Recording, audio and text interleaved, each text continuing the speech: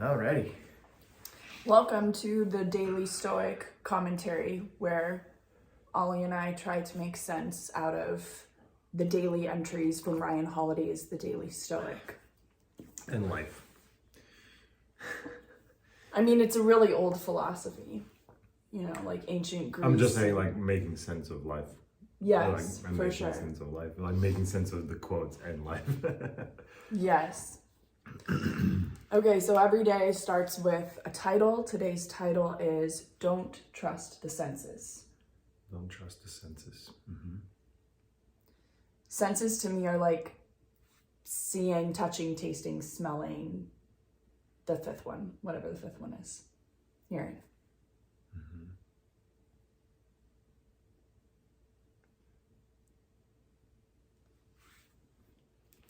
You ready for the quote? I think so. Okay. I'm thinking about it. But Okay, yes, let me know yes. if you have other thoughts. Okay. This one starts with a quote by, this is a new name. Usually they're by Epictetus or Seneca, but today it's, never had to say it out loud. Diogenes? Sounds good. Okay, so this is a quote by Diogenes. Let me know if you know how to pronounce it. Heraclitus called self-deception an awful disease and eyesight a lying sense. Mm-hmm. Self-deception an awful disease. Eyesight a lying sense. What does it mean to you? Self-deception to me seems like how we interpret, like our interpretation of reality. When that's untrue, it would be self-deception. So that's an awful disease. And then eyesight, like the actual The things you see. perceptions themselves, Mm-hmm. is a lying sense. So like whatever you take in through the eye cannot be trusted as reality. Hmm. But do they mean like like I'm just thinking like does it mean like eyesight, like how you see things? Not necessarily. Yeah. Like I'm seeing it like how you see things to be, right? Versus like eyesight, like seeing something through your eyes. Like that's not, I mean, it's deceptive in some way, right? But I don't know if that's what he's talking about. Like the things that you see with your own eyeballs, like I think that we can trust it, you know what I mean? Like we trust it all the time, right? Like we are driving cars and not getting car accidents, right? So it's not necessarily, that's why I'm thinking it can be about the actual eyesight, even though he's saying eyesight. Yeah, let's see if they make a distinction between what self-deception is, because that to me, it makes me think of self-deception, like what you do with the information your eyes bring in. But I don't actually know, like, is there a distinction between the information coming in through your eyes and you spinning that information in a particular way to create some sort of story about, this is, I'm over here, Ollie's over here, the guitar's over there, this all has meaning in a particular way in my life, but somebody else coming into this room wouldn't experience any of that, even though we would be experiencing the same room. I see. So then you are using your eyesight actually, but you see certain things, and then based on how you're looking at them, they represent something inside of you, and then that representation is false, most likely, or something. Yes. Yeah. Well, let's see what Ryan Holiday has to say. Self-awareness is the ability to objectively evaluate the self. Okay? It always so somebody says that and I'm like, the self, like, what are we talking about? Like, there's so many, like, self-awareness, that's a big noun. Then objectively evaluate, that's also a big idea. And then the self is also a big idea. So, and all very, and not vague, but potentially without description is really difficult to know what that exactly to means. verify if I have the same understanding that he had when he wrote it. Okay, let's keep going because I don't even know how to unpack it so far. Self-awareness is the ability to objectively evaluate the self. It's the ability, okay, so he's going to clarify. It's the ability to question our own instincts, patterns, and assumptions. Self-deception or arrogant and unchallenged opinion requires that we hold all our opinions up to hard scrutiny. Even our eyes deceive us. On the one hand, that's alarming. I can't even trust my own senses. Sure, you could think about it that way, or you could take it another way. Because our senses are often wrong, our emotions overly alarmed, our projections overly optimistic, we're better off not rushing into conclusions about anything. We can take a beat with everything we do and become aware of everything that's going on so we can make the right decision. Okay. I hear something there too, like, don't run to make the decision fast. Like, because it might feel like I have to make a decision. I already know all those variables that will help me make this correct decision. And then there's this like antsiness to go make the decision, right? And so I'm hearing in this explanation of like, let the decision, like almost like wait for the decision. Don't rush the decision, because you might not actually have all of the required data, if you will, right? Like, or you might be decepting yourself with what you know, and you say, but you feel the antsiness of making the decision, so you make the decision, but you actually made it too early. And more data's coming now, and now you're ignoring this data because you already made the decision based on the data that was available. So he's saying like almost like learn to be with that antsy feeling of I need to make this decision now, as long as you can be. Like, that's kind of like a practice, and then see how maybe more things will come, and then the decision is made, and it might actually feel like it was made at the right time or something. I like what you're saying, and I'm also hearing in there, like, you're saying, like, wait for the decision. And I'm mapping that back into Ryan's commentary, because I think he's even telling you what to do during the time that you're waiting. So it's not like this passive thing where like I'm just receiving new information and a decision will come and I'll just like magically move forward. It's more like you're more like an investigator where it's your job during that time. And this is really difficult to do, to question the instincts, which means like the decision I want to make just like this, like snap the finger, this is what I want. So you have to question that. Then you have to question your patterns.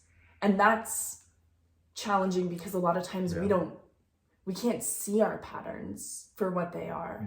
It's hard to, it's hard to do. It's hard to see it unless we are consciously saying, I'm going to sit down for 20 minutes and focus on what kind of patterns do I have. And even then, you don't know if even what then you're you getting. don't know what you're gonna So get. what I'm saying is like, you can be the type of person who values questioning your patterns and attempts to question your patterns as much as possible every day, and still have patterns that are blind to you. You'll still have things in your blind spot. And the same thing also with the next one, which is assumptions. Like what? And so being okay with that, like being okay with the idea that there's always going to be some undiscovered like something. Kind of, as much as there's this feeling of I want to know already, at the same time, I have to also be okay with there is always going to be the unknown. Yeah, like there's always gonna be like you mean like the with the patterns, like there's always gonna be patterns that you won't be aware of. Yes. Okay.